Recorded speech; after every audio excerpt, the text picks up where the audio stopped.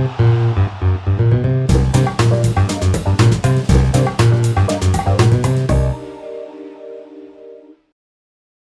Rise pour Trader Academy. Voilà, je voulais revenir sur l'évolution du CAC cette semaine. Donc ici, vous voyez, nous sommes sur un graphique en unité de temps 10 minutes. Donc pour l'indice parisien. Alors, la semaine dernière, je vous indiquais ici ce biseau descendant que nous avons cassé. Donc on s'attendait ici à un retour sur les plus hauts du biseau. C'est ce qui s'est passé. Alors avant ça, on voit qu'ici, on a oscillé à l'intérieur d'un triangle ascendant.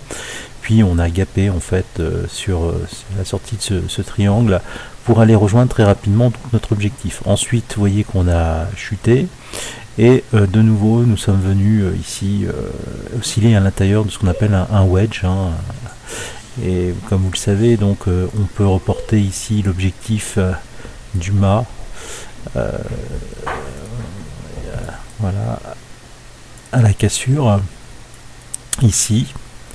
Donc voilà, on pouvait s'attendre à aller chercher un objectif autour des 3687. Alors, ce qui s'est passé, c'est que une fois sorti de ce wedge, on a effectivement eu une accélération ici. On est venu ici osciller à l'intérieur d'un triangle qu'on est venu casser à moitié. Donc voilà, on a eu une forte accélération avec des cours qui ont oscillé à l'intérieur d'un canal que je vous ai tracé. Alors je vous avais aussi signalé sur le forum de Trader Academy l'existence ici de cette vague de Wolf qui était en cours de formation, donc à ce moment-là au niveau du point 4, on a eu une chute. Bon, on n'a pas réussi à rejoindre tout à fait le bas ici de la vague.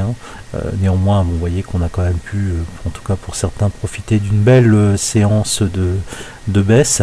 Et puis donc sur le point bas, on repart sur le haut, c'est classique.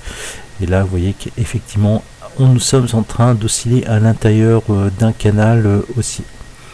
Donc on attendra maintenant la formation d'une prochaine figure, soit suite à une cassure par le haut ou une cassure par le bas. D'ailleurs, je m'attends davantage à une cassure par le haut, puisque pour ceux qui me suivent sur Trader Academy, un biseau est visible en format 1 heure, un biseau descendant qui a été cassé par le haut. Donc on ira plutôt chercher des trades haussiers, donc à surveiller. Alors peut-être qu'on continuera à osciller à l'intérieur de ce canal, ou bien si on cherche à accélérer le mouvement, on le cassera par le haut.